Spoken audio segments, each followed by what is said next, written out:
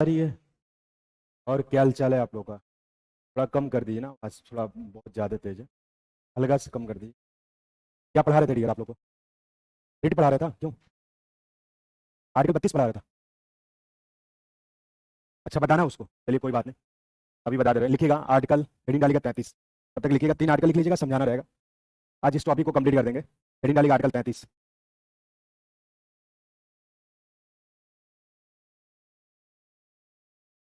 Article 33,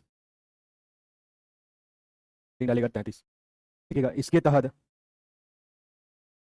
तहत सशक्त सेना के जवानों, ऐसे लिखिएगा, इसके तहत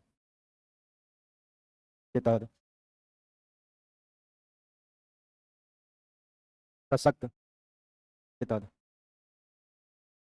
सशक्त सेना के जवानों, लिखिएगा इसके तहत सशक्त सेना के जवानों सूचना प्रणाली से जुड़े हुए, के तहत सशक्त सेना के जवानों सूचना प्रणाली से जुड़े हुए सूचना प्रणाली से लोगों के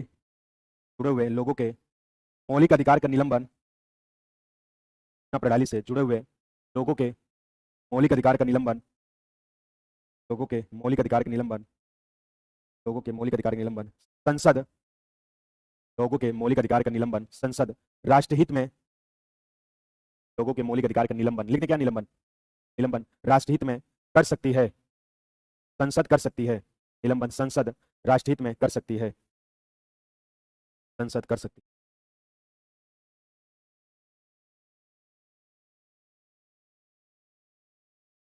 लिखिएगा आर्टिकल 34, 34, 34 लिखिएगा, 34 लिखिएगा, जिस राज्य में इस राज्य में सेना विधि ब्रैकेट में मार्शल लॉ, इस राज्य में सेना विधि डिफेंस लॉ, सेना विधि ब्रैकेट में मार्शल लॉ, लिख दे क्या मार्शल लॉ, हाँ, जिस राज्य में सेना विधि ऐसे लिखेगा ब्रैकेट में मार्शल लॉ, राज्य में सेना विधि ब्रैकेट में मार्शल लॉ लागू है यदि उस विधि से इस राज्य में सेना विधि ब्रैकेट में मार्शल लॉ लागू है यदि इस विधि से सेना विधि ब्रैकेट में मार्शल लॉ लागू है यदि इस विधि से वहां के ब्रैकेट मार्शल लॉ लागू है यदि उस विधि से वहां के मौलिक अधिकार को उल्लंघन होता है यदि इस विधि से वहां के लोगों के मौलिक अधिकार को उल्लंघन होता है मौलिक अधिकार का उल्लंघन होता है उल्लंघन नहीं माना जाएगा उल्लंघन होता है वहां के लोगों का उल्लंघन नहीं माना जाएगा विधि से वहां के लोगों के मौलिक अधिकार को उल्लंघन होता है उल्लंघन नहीं माना जाएगा उल्लंघन होता है उल्लंघन नहीं माना जाएगा। नेक्स्ट लाइन से लिखिएगा संसद राष्ट्रहित में ऐसा कर सकती है संसद राष्ट्रहित में ऐसा कर सकती है हाँ, संसद राष्ट्रहित में ऐसा कर सकती है संसद राष्ट्रहित में ऐसा कर सकती है। लिखिएगा आर्टिकल 35, हेडिंग डालेगा आर्टिकल 35, 35 लिखिएगा आर्टिकल 35 लिखिएगा इसके तहत मौलिक अधिकारों को संसद विधि बनाकर के तहत मौलिक अधिकारों को संसद विधि बनाकर के तहत मौलिक अधिकारों को संसद विधि बनाकर सशक्त कर सकती है, सशक्त मतलब मजबूत। इसके तहत संसद मौलिक अधिकारों को विधि बनाकर सशक्त कर सकती है, सशक्त मतलब मजबूत, लिखने की रंद है, सशक्त कर सकती है। यह अधिकार विधानमंडल को प्राप्त नहीं है, यह अधिकार विधानमंडल को प्राप्त नहीं है।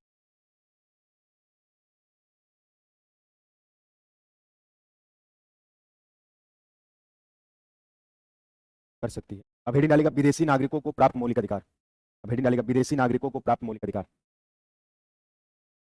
विदेशी नागरिकों को प्राप्त मौलिक अधिकार, विदेशी नागरिकों को प्राप्त मौलिक अधिकार। अब विदेशी नागरिकों को प्राप्त मौलिक बोले डियर, लिखिएगा भारतीय नागरिकों के साथ, लिखिएगा भारतीय नागरिकों के साथ विदेशी नागरिकों को प्राप्त मौलिक, ठीक है। नेक्स्ट लाइन से भारतीय नागरिकों के साथ विदेशी नागरिकों को विदेशी नागरिकों को निम्नलिखित मौलिक अधिकार, विदेशी भारतीय नागरिकों के साथ विदेशी नागरिकों को निम्नलिखित निम्नलिखित मौलिक अधिकार प्रदान किए गए हैं। लिखित मौलिक अधिकार प्रदान किए गए हैं जो निम्नलिखित हैं। लिखित मौलिक अधिकार प्रदान किए गए हैं जो निम्नलिखित हैं, जैसे जैसे लिखेगा article 14, article 18(3), article 20, 21, 22, 23, 24, 25, 26, 27, 28।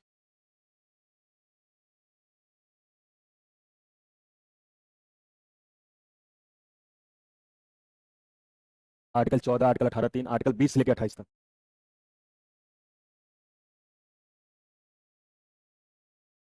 That's all. मौलिक अधिकार क्या हुआ? समाप्त हुआ। अब जितना लिखे हैं कल का आधा घंटा, आज 10 मिनट, उस चीज को समझिएगा पूरा 40 मिनट, तब हम लोग डीपीएसपी पढ़ाएंगे। देखिए लगभग 10 दिन से ऊपर हो गया मौलिक अधिकार पढ़ाते हुए, है कि नहीं?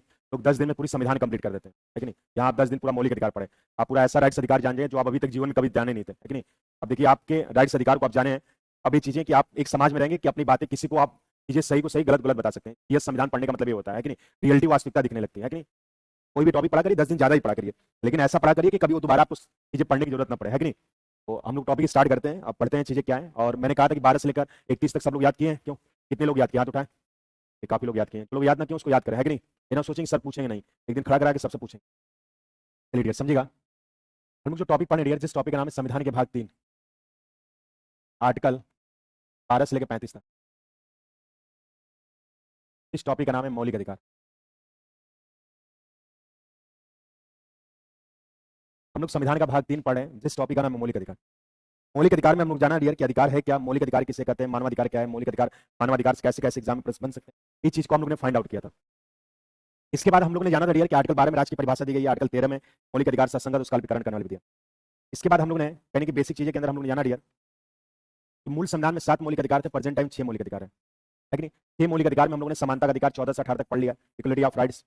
19 से लेकर 22 तक हम लोग ने स्वतंत्रता का अधिकार पढ़ लिया, और 23 से लेकर 24 तक हम लोग ने शोषण के विरुद्ध अधिकार हम लोग ने कहने के अच्छे तरीके से पढ़ लिया। इसके बाद 25 से लेकर 28 तक हम लोग ने धार्मिक स्वतंत्रता का अधिकार पढ़ लिया, और कल 29 से लेकर 30 तक संस्कृति और शिक्षा का अधिकार पढ़ लिया। और मैंने बताया आर्टिकल 31 में संपत्ति के मौलिक अधिकार को उल्लेख किया गया था, और संपत्ति के मौलिक अधिकार को भी हम लोगों ने जान लिया, जिसे 44वां संविधान 77 के तहत समाप्त करके संविधान के भाग 12 आर्टिकल 300 में लाकर जोड़ा गया, है कि नहीं? और लास्ट अधिकार जो बचा हुआ है 32 से लेकर 35 तक, इसका नाम है संवैधानिक उपचारों का अधिकार। इसको हम लोग पढ़ लेंगे तो पूरा मौलिक अधिकार क्या हो जाएगा? समाप्त हो जाएगा, है कि नहीं? अब इस सीरीज को देखिएगा है क्या और कैसे कैसे एग्जाम में प्रश्न बनता है, समझिएगा। इसके कहने का सेंस क्या डियर, यानी संवैधानिक उपचारों का अधिकार, यानी छठवां जो अधिकार है लास्ट, जिसका नाम है संवैधानिक उपचारों का अधिकार।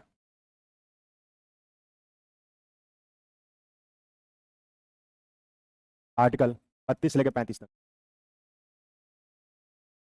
यहां से एग्जाम में पहला प्रश्न बनता है कि संवैधानिक उपचारों का आर्टिकल कहां कहां से बीच क्या बताओगे? 32-35 तक, है कि नहीं? और कुल कितने अनुच्छेद क्या बताओगे? 4, है कि नहीं? 32, 33, 34 और 35।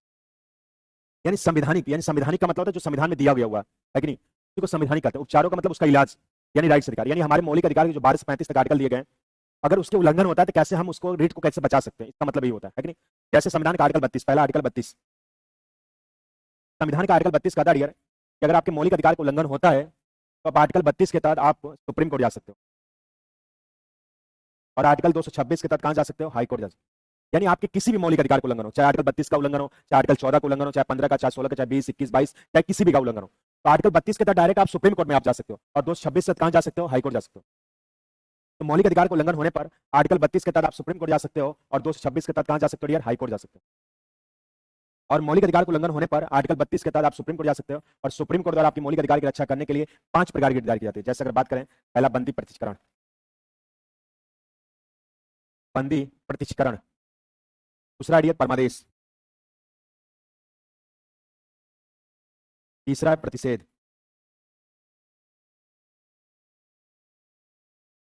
चौथा डियर उत्प्रेक्षण। पांचवा अधिकार परीक्षा। समझिए डियर, यानी कहने का सेंस डियर कि अगर आपके मौलिक अधिकार का उल्लंघन होता है तो डायरेक्ट आप आर्टिकल 32 के तहत सुप्रीम कोर्ट जा सकते हो, और मौलिक अधिकार की रक्षा करने के लिए सुप्रीम कोर्ट के द्वारा 5 प्रकार की दायर की जाती है। अगर हम बात करें डियर, जैसा पहला डेट है बंदी प्रत्यक्षीकरण, जिसे हैबियस कॉर्पस कहते हैं।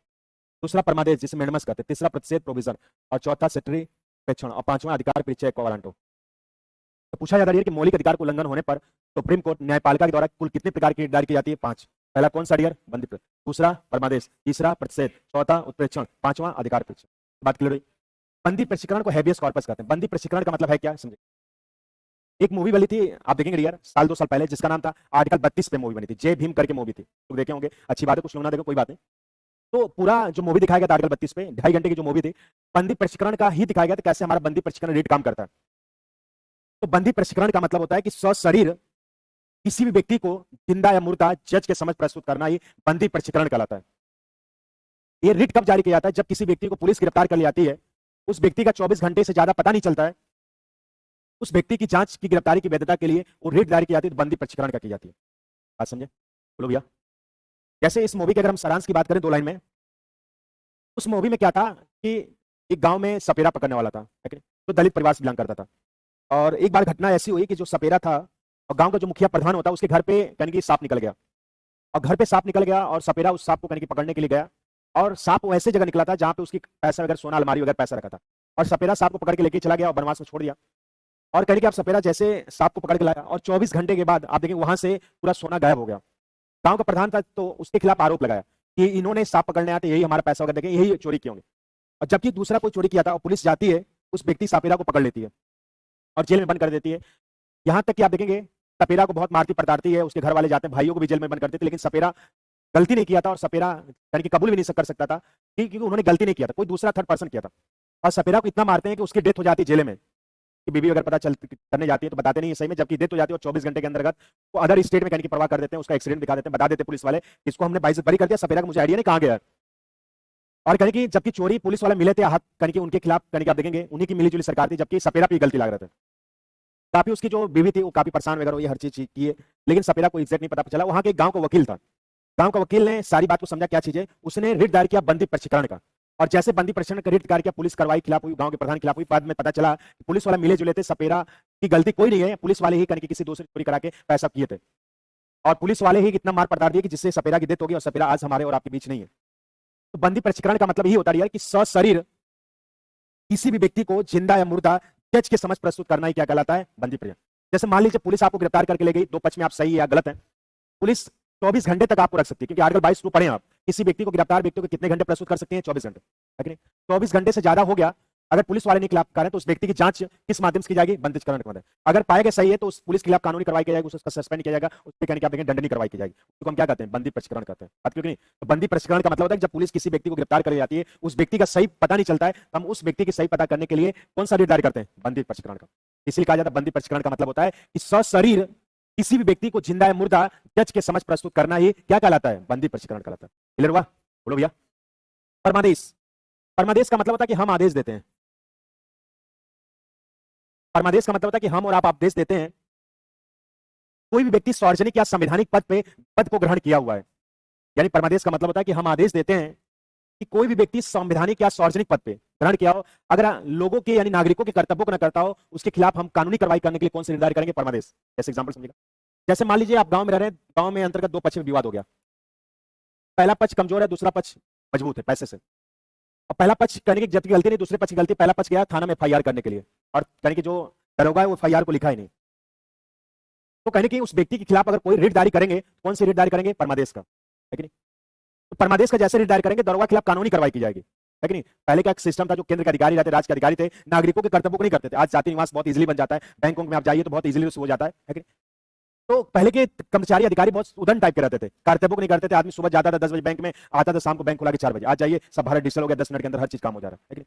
उन्हीं के लिए परमादेश बनाया गया, अगर केंद्र का अधिकारी हो, चाहे राज्य का अधिकारी हो, चाहे संवैधानिक पद को धारण किया, चाहे कहने के कोई भी पद को धारण किया भारत के अंतर्गत, सरकारी अधिकारी हो, चाहे सरकारी कर्मचारी, चाहे कोई भी पद को धारण किया, अगर हमारे कर्तव्यों को न करता हो, अगर उसके खिलाफ अगर हम कोई रिट दायर करेंगे, तो किसका रिट दायर करेंगे, परमादेश का। तो परमादेश का मतलब होता है कि हम आदेश देते हैं, कोई भी देश का नागरिक आदेश देता है, केंद्र का अधिकारी, राज्य का अधिकारी, अगर हमारे ड्यूटीज कर्तव्य है, उस कर्तव्य करने के लिए आप पालन होंगे, है कि नहीं। तो हम क्या करते हैं, परमादेश करते हैं। इतनी बात समझ में आई?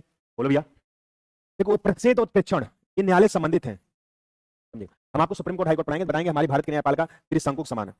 सबसे ऊपर सुप्रीम कोर्ट है, इसके नीचे हाई कोर्ट है, और इसके नीचे क्या है, डिस्ट्रिक्ट न्यायालय।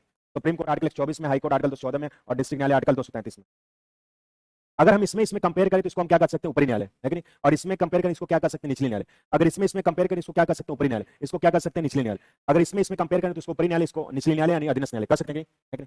तो कहने क्या देखिए, प्रतिषेध उत्प्रेक्षण न्यायालय संबंधित है। कुछ सब्जेक्ट ऐसे होते हैं जिसपे केवल सुप्रीम कोर्ट ही डिसीजन दे सकता है कि नहीं? कुछ ऐसे विषय वस्तु है जिसपे हाई कोर्ट ही डिसीजन दे सकता है। कुछ विषय वस्तु ऐसे होते हैं जिसपे डिस्ट्रिक्ट न्यायालय डिसीजन दे सकता है। कुछ विषय वस्तु ऐसे होते हैं जिसके हाई कोर्ट और डिस्ट्रिक्ट न्यायालय के विषय वस्तु को सुप्रीम कोर्ट उस पर डिसीजन फाइनली दे सकता है। ऐसा भी है कि नहीं? अब परिषद का मतलब समझिएगा, परिषद का मतलब होता है रोकना। इसमें गलती होने के पहले ही रोका जाता है। उस प्रेषण का मतलब होता है रद्द करना, कैंसिल करना, यानी गलती होने के बाद सुधारा जाता है कि नहीं? बोलो। अगर हम प्रसिद्ध रीत की बात करें, अब हम इसमें और इसमें कंपेयर कर रहे हैं, है कि नहीं? जब ऊपरी न्यायालय यानी सुप्रीम कोर्ट, निचले न्यायालय यानी हाई कोर्ट, यानी कहने का सेंस है कि जब ऊपरी न्यायालय की विषय वस्तु का यानी सुप्रीम कोर्ट की विषय वस्तु का हाई कोर्ट अतिक्रमण करता है, अतिक्रमण मतलब छेड़छाड़ी करता है, तो सुप्रीम कोर्ट को पता चलता है कि सुप्रीम कोर्ट को पता चलता है हाई कोर्ट हमारे विषय वस्तु का अतिक्रमण कर रहा है, छेड़छाड़ कर रहा है, तब ऊपरी न्यायालय के द्वारा अधीनस्थ न्यायालय यानी हाई कोर्ट के विरुद्ध जो रिट दायर की जाती है वो किसकी दायर की जाती है? परिषद की। इसमें गलती होने के पहले सुधार किया जाता है। जैसे हाई कोर्ट सुप्रीम कोर्ट की विषय वस्तु का डिसीजन देता है, इसमें पहले ही रोक दिया जाता है। तो आज सुप्रीम कोर्ट कहता है कि तुम्हारी हिम्मत कैसे हुई कि जो हमारे सब्जेक्ट को छेड़छाड़ करने लगे। इसमें परिषद मतलब रोकना, पहले रोक लिया जाता है। उत्प्रेक्षण का मतलब होता है कि गलती होने के बाद डिसीजन किया जाता है। इसमें न्यायपालिका हाई कोर्ट सब्जेक्ट के आप देखेंगे सब्जेक्ट को विषय वस्तु को डिसीजन नहीं दिया जाता, निर्णय नहीं दिया जाता है, लेकिन उत्प्रेक्षण निर्णय दे देता है। जैसे समझेगा, जब ऊपरी न्यायालय की विषय वस्तु का यानी सुप्रीम कोर्ट की विषय वस्तु का हाई कोर्ट यानी निचले न्यायालय अतिक्रमण करता है, छेड़छाड़ करके फाइनल डिसीजन देता है, तब ऊपरी न्यायालय के द्वारा अधीनस्थ न्यायालय के विरुद्ध जो रिट दायर की जाती है, कौन सी की जाती है? उत्प्रेक्षण की। क्लियर हुआ? बोलो भैया। इसके बाद अधिकार परीक्षा। अधिकार परीक्षा का मतलब होता है कि आपका क्या अधिकार है। अधिकार परीक्षा का मतलब होता है कि आपका क्या अधिकार है, यानी आपका क्या अधिकार मतलब जब कोई संवैधानिक पद या सार्वजनिक पद को ग्रहण किया हो गलत तरीके से, उस व्यक्ति की जांच के विरुद्ध कौन सी रिट दायर की जाती है? अधिकार परीक्षा। आप देखेंगे केंद्र का अधिकारी हो चाहे राज्य का अधिकारी हो, चाहे सरकारी नौकरी हो केंद्र के अंदर चाहे राज्य के अंदर, कुछ व्यक्ति ऐसे होते हैं जो फर्जी डिग्री गलत तरीके से सरकारी नौकरी दायर करेंगे, है कि नहीं? तो उनकी जांच की जाती है, तो किस माध्यम से की जाएगी? अधिकार परीक्षा के माध्यम से। अगर कोई गांव कस्बे में कोई भी आपकी जानकारी में है तो फर्जी डिग्री अगर लगा के गलत तरीके से सार्वजनिक पद को धारण किया हो, अगर उस व्यक्ति के खिलाफ कोई भी व्यक्ति अगर अधिकार परीक्षा की दायर कर देगा तो उस पर कानूनी करवाई जाएगी। अब तक कैसे बचपन से सब चीजें पढ़ाई किया, कैसे डिग्री लिया, जब तक जांच की जाएगा, पाएगा सही तो बाइज्जत बरी कर दिएगा, अगर पाएगा गलत है जब तक जॉब किया पूरी पेनाल्टी भरी जाएगी, हर चीज उससे वसूला जाएगा, हर चीज किया जाएगा, और बाद में उसको आप देखिए 10 साल 15 साल की जो भी सजा उसको सजा दिया जाएगा, और भविष्य में वो कोई भी नौकरी नहीं कर सकता। उसी को हम अधिकार परीक्षा कहते हैं। तो अधिकार परीक्षा का मतलब होता है कि आपका क्या अधिकार है। कोई सार्वजनिक या संवैधानिक पद को गलत तरीके से धारण किया हो तो उसके खिलाफ हम कौन सी रिट दायर करेंगे? अधिकार परीक्षा की। इसलिए कहते हैं कि आपका क्या अधिकार है। लेकिन इसलिए डॉक्टर भीमराव अम्बेडकर कहते हैं कि आर्टिकल 32 भारतीय संविधान क्या डियर? आत्मक समान। क्लियर हुआ? कोई पूछे बता लियोगे? प्रश्न बनेगा कि संवैधानिक उपचारों का अधिकार कहां कहां से बीच है, कुल कितने अनुच्छेद हैं, आर्टिकल 32 का उल्लंघन होने पे कहां जा सकते हैं, सुप्रीम कोर्ट द्वारा कितने प्रकार की रिट दायर की जाती है, पहला कौन सा रिट, दूसरा, तीसरा, चौथा और पांचवा। क्लियर हुआ? चलिए आप समझिए। मैंने बताया आर्टिकल 33, 34 और 35 इंपॉर्टेंट नहीं है। आर्टिकल 33, 34, 35 इंपॉर्टेंट नहीं, पूछा नहीं जाता, लेकिन आप इसी आर्टिकल 33 में कहा गया कि संसद मौलिक अधिकारों को यानी 12 से 35 तक आर्टिकल को सशक्त कर सकती है। यह अधिकार आप देखेंगे विधानमंडल को प्राप्त नहीं है।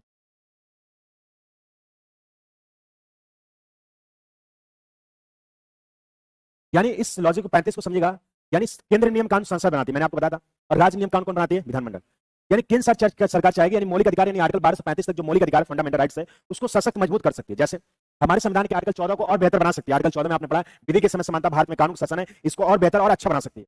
जैसे आर्टिकल 16 को और बेहतर बना सकती है, आर्टिकल 21 को और बेहतर बना सकती है, आर्टिकल 22 को और बेहतर बना सकती है, आर्टिकल 25 में कहा कि भारत का कोई व्यक्ति किसी धर्म को मान सकता है, आचरण कर सकता है, उसको फंडामेंटल राइट्स मौलिक अधिकार। तो संसद चाहेगी यानी केंद्र सरकार चाहेगी तो कहेंगे आर्टिकल 12 से 35 तक जो भी आर्टिकल है उसको और मॉडिफाई करके बेहतर बना सकती है। इसलिए कहा गया आर्टिकल 35 में कि संसद यानी मौलिक अधिकार सशक्त यानी मजबूत कर सकती है और मॉडिफाई कर सकती है, लेकिन यह अधिकार विधानमंडल को प्राप्त नहीं है। तो आपसे कोई पूछे यार कि किस आर्टिकल में संसद मौलिक अधिकारों सशक्त मजबूत कर सकती है, यह अधिकार विधानमंडल को प्राप्त नहीं है, क्या बताओगे? आर्टिकल 35। क्लियर हुआ? आर्टिकल 35 में कहा गया है सशक्त सेना के जवानों सूचना प्रणाली से जुड़े हुए लोगों के मौलिक अधिकार को उल्लंघन होता है, उल्लंघन नहीं माना जाएगा, संसद राष्ट्रहित में ऐसा कर सकती है। इस चीज को समझिएगा। यानी आर्टिकल 33 में कहा गया कि सशक्त सेना के जवानों यानी हमारे जो जवान है जैसे army, air force, navy, paramilitary, BSF, CISF, यही तो है। तो सशक्त सेना के जवानों सूचना प्रणाली से, सूचना प्रणाली में आईबी हुआ, सीबीआई हुआ, ये सब सूचना प्रणाली के अंतर्गत। तो सशक्त सेना के जवानों सूचना प्रणाली से जुड़े हुए लोगों के मौलिक अधिकार को उल्लंघन होता है, तो उल्लंघन नहीं माना जाएगा, संसद राष्ट्रहित में ऐसा कर सकती है। आर्टिकल 33 में कहा गया। जैसे एग्जांपल समझिएगा, जैसे जो हमारे आर्मी जवान होते हैं, नेवी एयरफोर्स वाले जवान होते हैं, ट्रेनिंग पीरियड में किसी का पैर फ्रैक्चर हो जाता है, दौड़ते समय किसी की जान चली जाती है, जब लड़ाई होती है देश से कहीं लोग के अंतर्गत आप देखेंगे कहीं उनकी जान चली जाती है। आज आर्मी वाले -डिग्री सेल्सियस में कहीं टेम्परेचर में कहीं ड्यूटी करते रहते हैं, उनकी जान चली जाती है।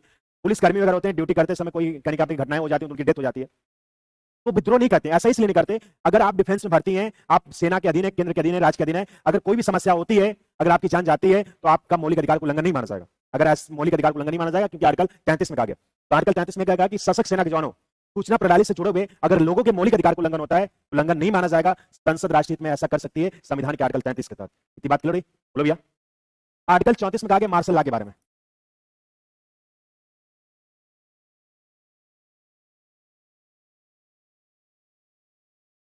मार्शल लॉ आर्टिकल 34 में कहा गया जिस राज्य में सेना विधि लागू है, सेना विधि का मतलब होता है कि जो आर्मी के द्वारा नियम कानून को लागू किया जाता है, उसी को हम क्या कहते हैं? सेना विधि कहते हैं, जिसे हम मार्शल लॉ कहते हैं। जिस राज्य में किसी भी स्टेट में अगर सेना विधि लागू है, अगर लोगों के मौलिक अधिकार को उल्लंघन होता है, तो उल्लंघन नहीं माना जाएगा। संसद राष्ट्रहित में ऐसा कर सकती है। आर्टिकल 33 में 34 में कहा गया। जैसे मान लीजिए उत्तर प्रदेश के अंदर कुछ ऐसी घटनाएं हो जाए कि जनता यहां संविधान के विरुद्ध हो, यहां का संवैधानिक तंत्र भी फॉलो जाए, तो भाई इस राज्य को कंट्रोल कराने के लिए देश में क्या लागू किया जाएगा? मार्शल लॉ लागू किया जाएगा। मार्शल लॉ लागू करने का मतलब पूरा उसको अकॉर्डिंग करके, आर्मी के अकॉर्डिंग उसको राज्य को डील किया जाएगा। अगर उसमें आर्मी की अगर आप बात अगर नहीं मानते हैं, तो उसमें आर्मी वाले शूट करने का जान जाती है, तब आपके मौलिक अधिकार को उल्लंघन नहीं माना जाएगा। भाई देखेंगे जम्मू कश्मीर में है कि 370 विशेष राज्य के दर्जे को हटाने के लिए जम्मू कश्मीर की जनता नहीं चाहती कि 370 हटे, लेकिन आप देखेंगे वहां पे पूरा राज्य मार्शल लॉ लागू करके उस राज्य को कंट्रोल करके पूरी आर्मी को पूरी पावर शक्ति देखो, वहां पे मार्शल लॉ लागू किया गया था। इसमें कई 370 आर्टिकल बना, द कश्मीर फाइल्स बनी, तो बहुत से ऐसे ऐसे आर्टिकल बने जो जम्मू कश्मीर बने दिया। तो ऐसे अभी जस्ट मणिपुर में कहीं ऐसी घटनाएं हुई थी। मणिपुर में आप देखेंगे कि आदिवासी को नंग जैसे घुमाया जा रहा था, तो वहां पे भी सेना विधि यानी मार्शल लॉ लागू था, है कि नहीं? तो मार्शल लॉ लागू तब किया जाता है जब जिस किसी भी स्टेट में संवैधानिक तंत्र फॉलो जाए, वहां के लोग संविधान का पालन न करें, तो राज्य को कंट्रोल करने के लिए हम क्या लागू करते हैं? मार्शल लॉ लागू करते हैं, है कि नहीं? कोई पूछे किस आर्टिकल में, यानी कि जिस राज्य में सेना विधि लागू यानी मार्शल लॉ लागू है, वहां के लोगों के मौलिक अधिकार को उल्लंघन होता है, उल्लंघन नहीं माना जाएगा। संसद राष्ट्रहित में ऐसा कर सकते। क्या बताओगे? 34 में क्लियर हुआ? 12 से लेकर 35 तक याद कर लिया होगा आप लोग। मौलिक अधिकार क्या हुआ आपका? समाप्त हुआ। बात क्लियर नहीं? एक आर्टिकल बताओ विदेशी नागरिकों को प्राप्त मौलिक अधिकार। विदेशी नागरिकों को कौन कौन से मौलिक अधिकार, उसको 5 मिनट देख लेते हैं, इस चीज को हम लोग क्लियर करते हैं। ठीक, चलिए समझिए।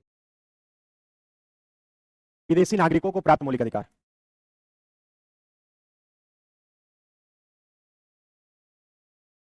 विदेशी नागरिकों को प्राप्त मौलिक अधिकार समझिएगा। हमें और आपको पूरे भारतीय नागरिकों को पूरा 12 से 35 तक आर्टिकल प्राप्त है। भाई हमें और आपको तो पूरा A to Z नागरिक प्राप्त मौलिक अधिकार है कि नहीं? भाई आप कहां के नागरिक है? भारत के नागरिक है। लो ऐसा चेहरा बना लो स्विट्जरलैंड से आया तुम लोग। तो हमें और आपको 12 से 35 तक पूरा आर्टिकल ही प्राप्त है कि नहीं? प्राप्त है कि नहीं? और कहने की आप देखोगे यार, कुछ जैसे मान लो कोई विदेशी व्यक्ति आता है, तो उसको कौन कौन से मौलिक अधिकार प्राप्त रहेंगे? 12 से 35 तक आर्टिकल प्राप्त नहीं रहेंगे। जैसे कभी कभी पूछा जाए निम्नलिखित में से कौन सा अधिकार, मौलिक अधिकार भारतीय नागरिकों के साथ विदेशी नागरिकों को प्राप्त है कि नहीं? तो कुछ ऐसे आर्टिकल है, जैसे 12 से 35 में आर्टिकल 14 हुआ, आर्टिकल 18(3) हुआ, आर्टिकल 20 से लेकर यानी कि आप देखेंगे 28 तक, यानी 20 से लेकर 28 तक मतलब 20, 21, 22, 23, 24, 25, 26, 27, 28। तो यानी कि आर्टिकल 14 आपने पढ़ा विधि के समय समानता। आर्टिकल 18(1) था, एक 18(3) है, 18(4), 18(2) था, है कि नहीं? 18(1) में उपाधियों के अंत के बारे में बताता, याद आ रहा है? और 18(3) बताता कोई विदेशी नागरिक राष्ट्रपति की अनुमति के बिना किसी विदेशी राज्य से पुरस्कार उपाधि नहीं ले सकता। 18(3) में बताया हमने, याद आ रहा है आपको? तो 18(3) में प्राप्त है। आर्टिकल 20 से लेकर 28 तक प्राप्त है। जैसे मान लीजिए प्रश्न पूछते हैं निम्नलिखित में से कौन सा अधिकार भारतीय नागरिकों के साथ विदेशी नागरिकों को प्राप्त है? जैसे ऑप्शन दे दे, ऑप्शन नहीं दे दे, यानी कि प्राप्त नहीं है, पूछ दे नहीं है, विदेशी नागरिकों को प्राप्त नहीं है। जैसे ऑप्शन दे दे 14, बी दे दे 16, सी दे दे 20 और डी दे दे 21। कौन सा ऑप्शन होगा? 16 इस करेक्ट होगा, है कि नहीं? यानी सरकारी नौकरी पाना आर्टिकल 16 के तहत भारतीय नागरिकों को जन्मसिद्ध अधिकार है। वो विदेशी नागरिक जब तक भारतीय नागरिकता ना लेगा तब तक उसको सरकारी नौकरी नहीं मिल सकती। बात क्लियर नहीं? ऐसे प्रश्न आएगा तो बहुत सिंपल है। जैसे आर्टिकल 14 तो क्लियर हुआ, आर्टिकल 18(3) भी क्लियर हो गया। 14 के बाद 4 प्लस कर दोगे तो 18(3) आ जाएगा, है कि नहीं? और देखो 20 से लेकर लास्ट स्टॉप 28 तक क्लियर हो गया। और मौलिक अधिकार आपका क्या हुआ? समाप्त हुआ। देखो पूरी ईमानदारी तरीके से पढ़ाया, है कि नहीं? एक भी दिन क्लास गैप नहीं, पूरा ईमानदारी तरीके से 10 दिन लेके पूरा पढ़ाया, है कि नहीं? चलिए तो अब हेडिंग डालिएगा, नेक्स्ट टॉपिक पढ़ेंगे हम लोग टीपीएसपी भाग 4। हेडिंग डालिएगा, नया टॉपिक पढ़ेंगे संविधान का भाग 4। आर्टिकल 36 से 51 डालिएगा, संविधान का भाग 4।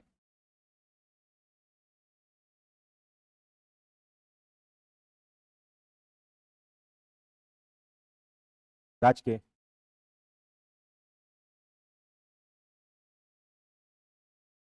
नीति निर्देशक तत्व, तो इंग्लिश में कहते हैं directive principle of state policy.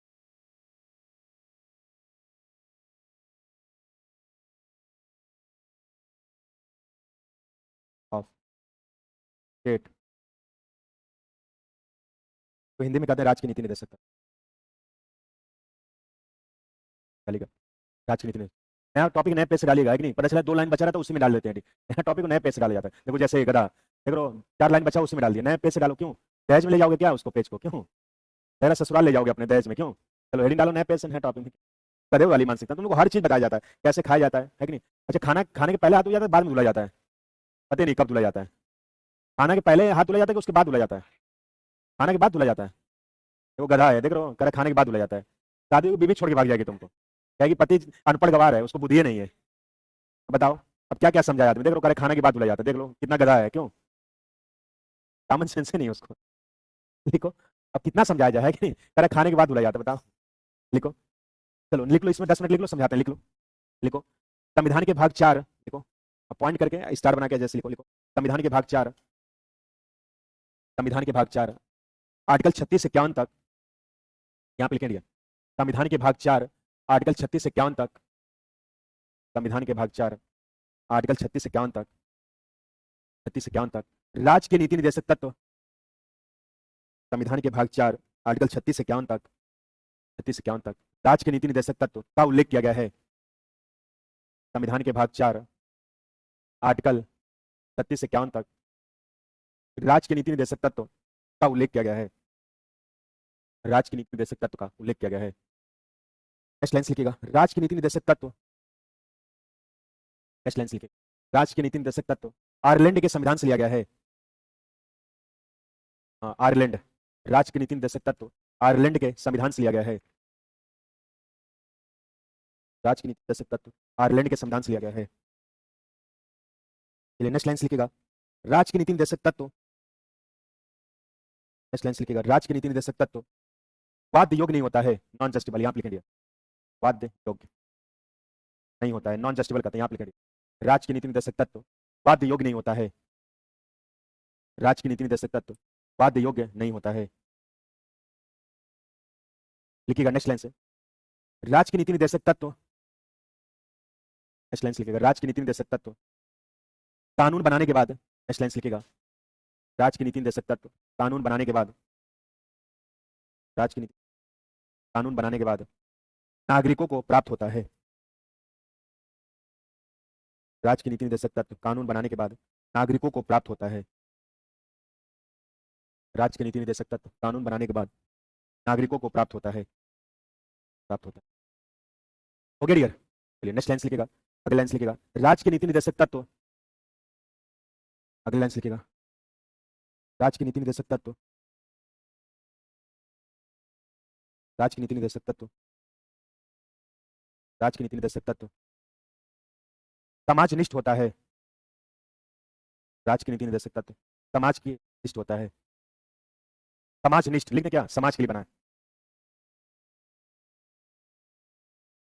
हाँ, यहाँ पे लिखेंगे राज्य की नीति निर्देशक तत्व समाजनिष्ठ होता है, यानी समाज के लिए बना हुआ है। राज्य की नीति निर्देशक तत्व समाजनिष्ठ होता है।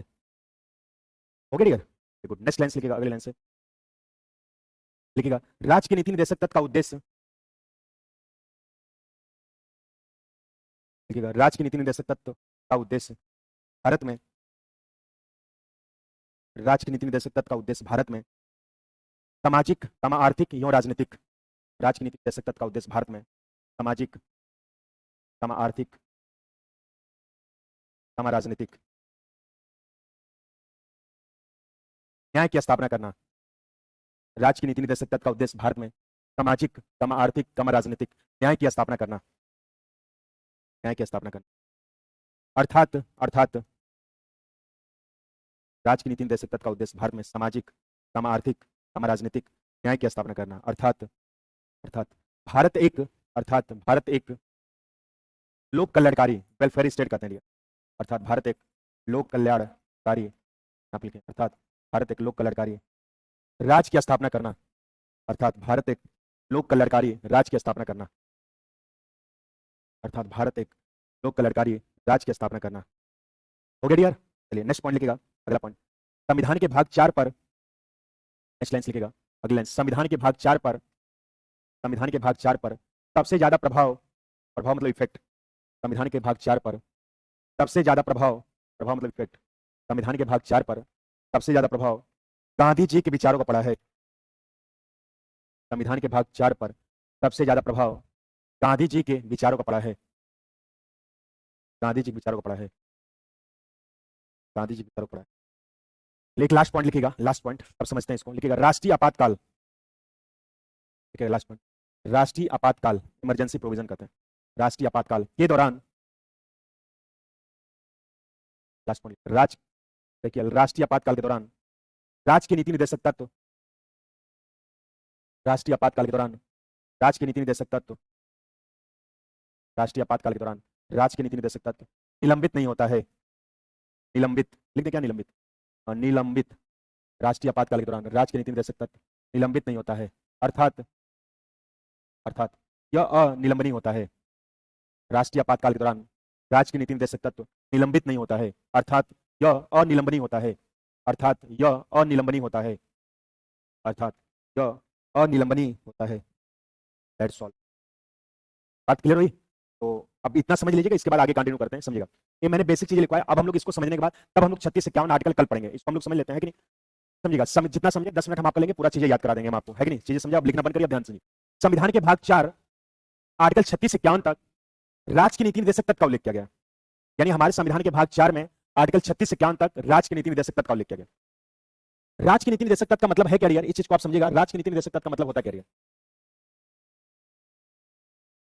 राज्य की नीति निर्देशक तत्व का मतलब होता है कि राज्यों विधानमंडल, राज्य सरकार, राज्यों के मुख्यमंत्री क्या नियम कानून बनाएंगे, आपकी नीति सरकार क्या नियम कानून बनाएंगे, योगी सरकार क्या नियम कानून बनाएंगे, यानी राज्यों के जो मुख्यमंत्री हैं वो क्या नियम कानून बनाएंगे, वही बातें 36 से 51 तक लिखी गई। ऐसी कोई बात नहीं जो 36 से 51 तक ना दी गई है। कैसे? संविधान के आर्टिकल 48 में कृषि पशुपालन या को आधुनिक बनाने का प्रयास करेंगे, आर्टिकल 48 में गो हत्या के प्रतिशत के बारे में कहा गया, आर्टिकल 47 में शराब को पूर्णतः प्रतिशत करने की बात की गई है। और जैसे बिहार में नीतीश सरकार लागू, उन्होंने आर्टिकल 47 को अप्लाई किया, बिहार में सारे शराब खाने बंद हो गए। और जैसे आप देखेंगे कि योगी सरकार उत्तर प्रदेश में लागू हुई, उत्तर प्रदेश में आर्टिकल 48 को लागू किया, उत्तर प्रदेश सारे गो हत्या बंद हो गए। कोई अलग से नियम कानून नहीं लाते दिया, क्योंकि आर्टिकल 48 के तहत गो हत्या प्रतिशत के बारे में कहा गया, आर्टिकल 47 शराब को पूर्णतः प्रतिशत करने की बात की गई। ये जरूरी कि आर्टिकल 48 और आर्टिकल 47 को बिहार उत्तर प्रदेश में लागू, हर स्टेट में लागू हो सकता है, क्योंकि आर्टिकल 37 पढ़ोगे 36 से 51 में, आर्टिकल 37 कहता है डीपीएसपी लागू करना राज्य का कर्तव्य, जब लागू करेगी उसके खिलाफ न्यायालय में आप नहीं जा सकते। तो राज्य की नीति निर्देशक तत्व का मतलब होता है कि राज्यों विधानमंडल, राज्य सरकार, राज्यों के मुख्यमंत्री क्या नियम कानून बनाएंगे, सारी बातें 36 से 51 तक लिखी गई। पहला प्रश्न बनता है कि संविधान के किस भाग में राज्य की नीति निर्देशक तत्व का उल्लेख किया गया? 4 में। कहां से आर्टिकल है? 36 से 51। तो और राज्य की नीति निर्देशक तत्व का जो कंसेप्ट है वो आयरलैंड से लिया गया। तो कैसे याद करोगे आप? राज्य की नीति निर्देशक तत्व की जो इंग्लिश होती है directive principle of state policy होती है, इसको शॉर्ट फॉर्म में हम डीपीएसपी कहते हैं। डी मतलब डायरेक्टिव, पी मतलब प्रिंसिपल, एस मतलब स्टेट, पी मतलब पॉलिसी। और डीपीएसपी को काउंट करोगे तो कितने शब्द आएंगे? 4। और भाग 4 में किसका उल्लेख किया गया? राज्य की नीति निर्देशक तत्व का, है कि नहीं? तो प्रश्न बनेगा कि किस भाग में राज्य की नीति निर्देशक तत्व का उल्लेख किया गया? 4 में। कहां से आर्टिकल है? 36 से 51। और किस देश से लिया गया? आयरलैंड से। आप देखेंगे यार डीपीएसपी, आप देखेंगे यार समाजनिष्ठ होता है यार, डीपीएसपी समाजनिष्ठ होता है, जबकि मौलिक अधिकार आपने बड़ा व्यक्तिनिष्ठ होता है, हर व्यक्ति को पर्सनली बना हुआ है। जैसे मौलिक अधिकार वह अधिकार होता है जो व्यक्ति के व्यक्तित्व सर्वांगीण विकास के लिए संविधान और राज्य के द्वारा जो अधिकार प्रदान किया जाता है, ऐसे अधिकार को मौलिक अधिकार कहते हैं। लेकिन राज्य की नीति निर्देशक तत्व समाजनिष्ठ होता है, यानी 36 से जो आर्टिकल 51 बने हैं हर समाज के लिए बने हैं, राज्य के द्वारा कानून बनाने के बाद ही हमें आपको प्राप्त हो सकता है। आपसे कोई पूछे कि मौलिक अधिकार राज्य की नीति निर्देशक तत्व समाजनिष्ठ होता है कि व्यक्तिनिष्ठ होता है, क्या बताओगे? समाजनिष्ठ होता है। आप देखिए राज्य की नीति निर्देशक तत्व पे सबसे ज्यादा प्रभाव अगर किसी विद्वान का पड़ा है तो गांधी जी के विचारों पर पड़ा है। यानी राज्य की नीति निर्देशक तत्व पे सबसे ज्यादा अगर प्रभाव किसी विद्वान का पड़ा है तो गांधी जी के विचारों पर पड़ा है। इसलिए गांधी जी गांव के बारे में बहुत सोचते चाहते थे कि गांव का विकास हो, क्योंकि आधी आबादी गांव में बसती है और गांव का विकास होगा तो ऑटोमेटिक हमारा शहर का विकास होगा। इसलिए गांधी जी का सबसे ज्यादा प्रभाव राज्य की नीति निर्देशक तत्व पर पड़ा, गांधी जी के विचारों पर पड़ा है। क्योंकि maximum article 48, article 40, article 42, article 45, article 47, article 51 हुआ, ये सब गांधी आर्टिकल के नाम से जाने जाते हैं। इसलिए कहा जाता है कि डीपीएसपी पे सबसे ज्यादा प्रभाव पड़ा किसी विद्वान का